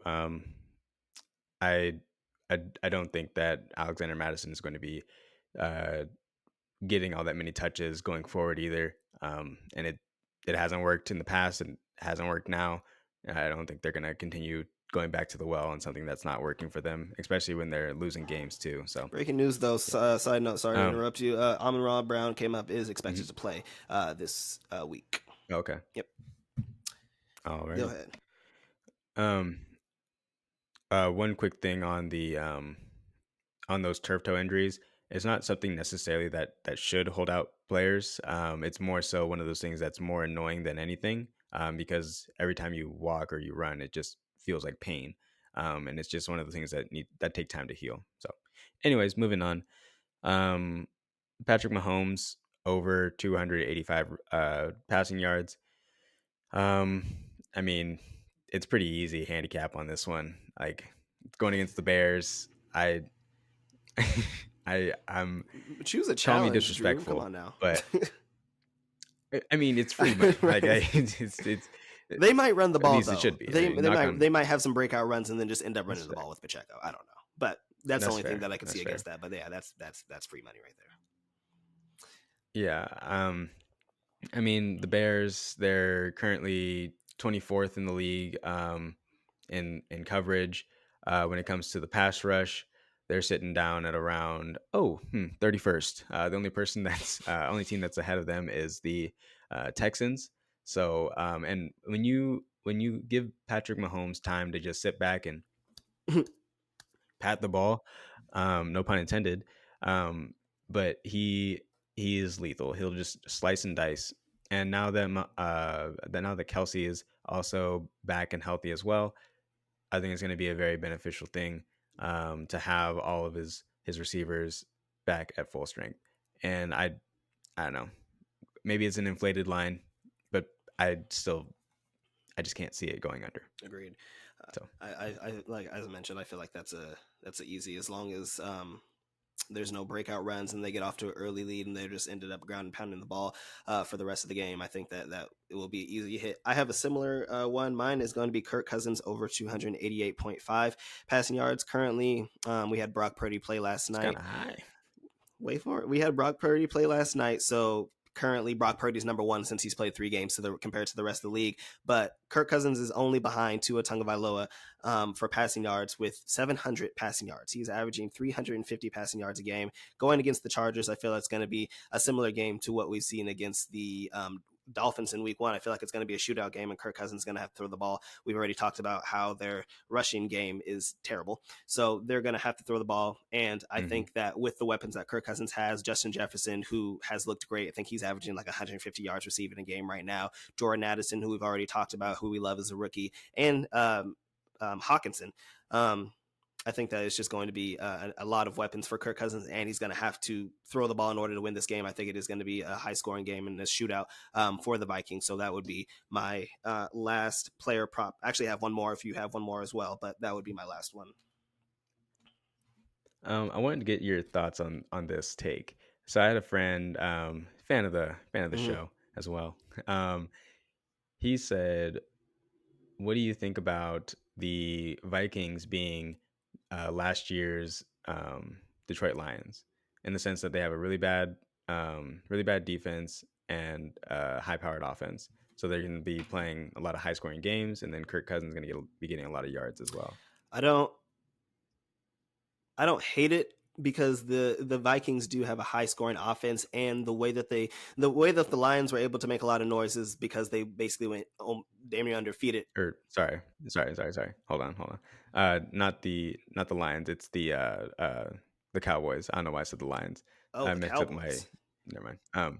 Yeah, the Cowboys. In terms of like, Dak Prescott being, um, or Kirk Cousins being Dak Prescott, like he was a couple years ago.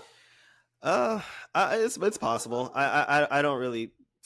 I don't know. I don't really see it. I think that the Cowboys have always had a good defense, and I don't think the Vikings do have a good defense at all. Offensively, they are going to be an elite team. They're going to be an elite offense. They have too many weapons, and Kirk Cousins has the ability to throw for a lot of yards and a lot of touchdowns.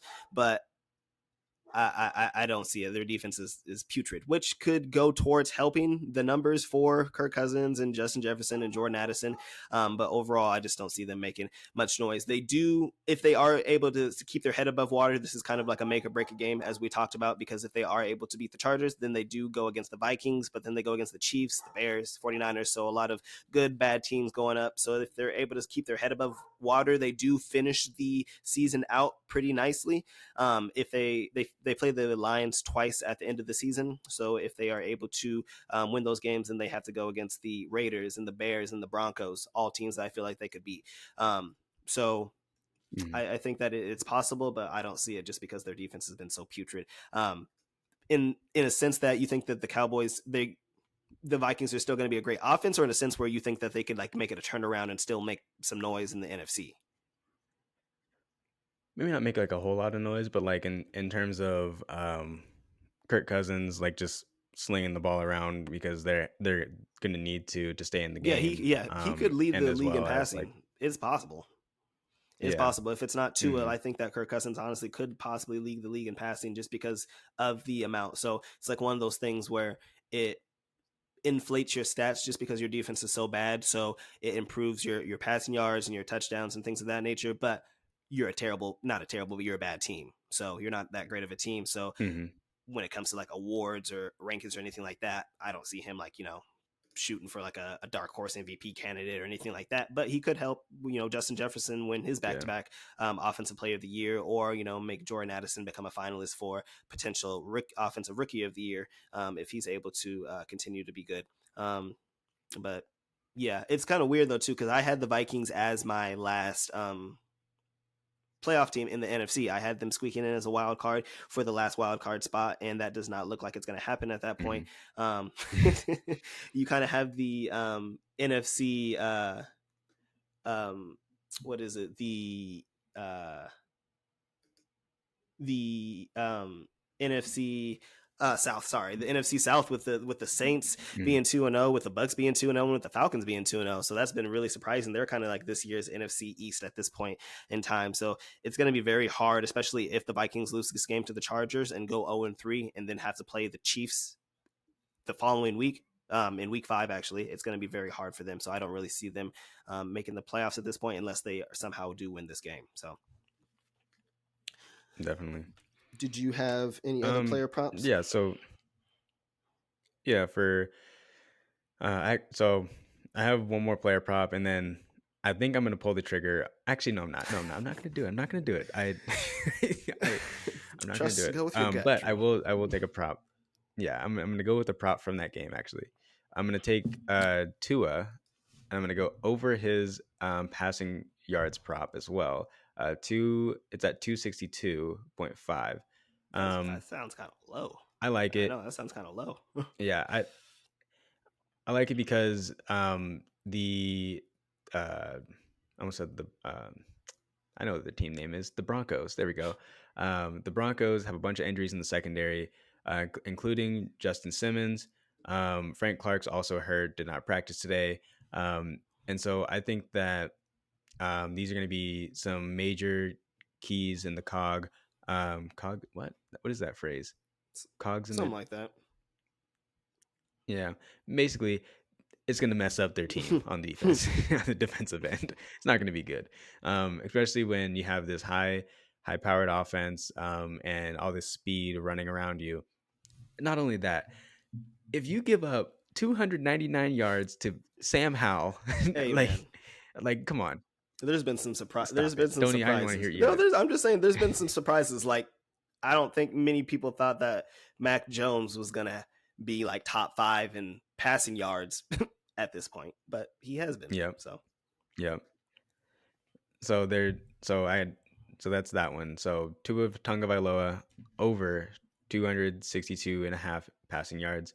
Um, and then real quick, I wanted to add in a late addition to my uh, teams here. So I want to take the 2.5 with the Patriots as well. As long as Zach Wilson is the quarterback, I don't care what the spread is. I'm taking the other yeah, team. Bill So Belichick is probably going to cause havoc for Zach Wilson. I do like the Tua pick. The only concern I would have is Jalen Waddle, who still is in concussion protocol. There was an update that they said that he remains in concussion protocol, but he is going to practice in some capacity today. So it's a possibility that he does sit mhm. out. So if he does miss this game, then basically they could key in on Tyreek Hill, basically what the Patriots did last week, where he had a touchdown, but he only had like 40, 50 yards or something like that. But they do have additional weapons. So that would be my only concern if Jalen Waddle doesn't play on basically kind of potentially lowering to his passing yards. My last one would be going back to the well. My big dog Mike Evans. They still are continuing to disrespect this man. I understand the Eagles are a better defense, and Darius Slay is probably going to shadow him for a good amount of the game. But 4.5 receptions, I am going to have the over on that. He has had 6+ receptions in each of the past 2 games, and he has had he's been top of the league in targets by Baker Mayfield. He is hyper targeting him, kind of leaving Chris Godwin for dead. But and his over, which I'm more confident in receiving yards wise, is 54.5 receiving yards. I just feel that the Bucks are going to have to pass a lot to be able to win in this to stay in this game. I feel like the Eagles are probably going to get off to an early lead, and the Bucks are going to be playing from behind a lot. So in order to try and keep up, they are going to have to throw a lot to Mike Evans, who I do feel like could have a breakaway bomb play again. So 54.5 is something that I would feel comfortable with, and even potentially also doing the 4.5 receptions over. I think you could have 5 receptions, but I'm a little less hesitant on that one as well. yeah, the that so 4.5 is kind of scary. Yeah, that line is I'm not that gonna lie. line. That if it was Is like 4 or something, I feel more comfortable, especially if it was 3.5 like last week. But 4.5, like I'm more confident on the 50 yeah, him getting 55 yards than I am on him getting 5 receptions. But I think both could hit. yeah. I yeah, because Baker doesn't do well with a lot of pressure in his True. face too. And then Could be a bigger game for Chris that Godwin is this one year of the or things that this game. yeah. So I'm thinking like more like slot receivers and then also like receptions closer to the line, and that's not usually what Mike Evans is all about. So, but I mean, we'll see. We'll see what happens with that. Um, yeah. Do you have any other you got any other picks or anything late additions you want to add in? No, really quick that we could talk about before we get out of here, though. As we mentioned, Drew and I are going to be playing each other in fantasy in one of our leagues this week. Drew's team is going to be Justin Herbert, Tony Pollard, Travis Etienne, Stephon Diggs, Ridley, Waller, Pickens, and with the Saints defense and kicker, my team is going to be Mahomes, Bijan, Jerome Ford, Right. Keenan Allen, Puka Nakua, Travis Kelsey, Javante Williams, the Jacksonville defense, and Moody for the San Francisco kicker. So we are likely going to be having an in-person episode next week. Drew is traveling down or traveling up to over here to visit, so we probably could have one of those. And by that time, I'll probably have Drew crying because he probably lost by Okay.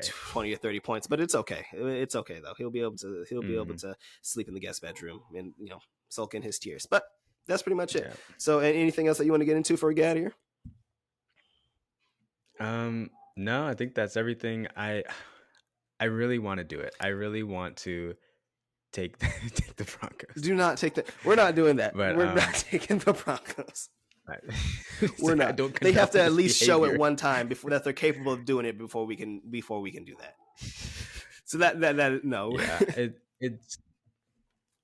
it's one of those things where like a lot of the games that I like this week, I like a lot of the favorites, and I don't like that.